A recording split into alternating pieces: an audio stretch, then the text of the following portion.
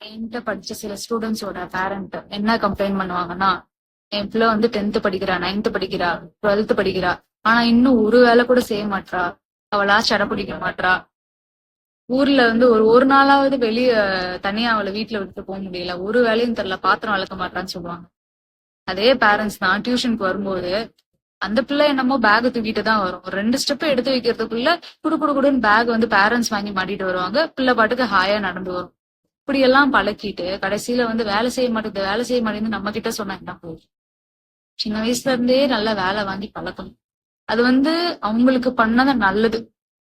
வேலை வாங்காம வந்து என் பிள்ளைய நல்லா பாத்துக்கிறேன்ற பேர்ல நீங்க அவங்களுக்கு கெட்டது பண்ணிட்டு இருக்கீங்க. சோ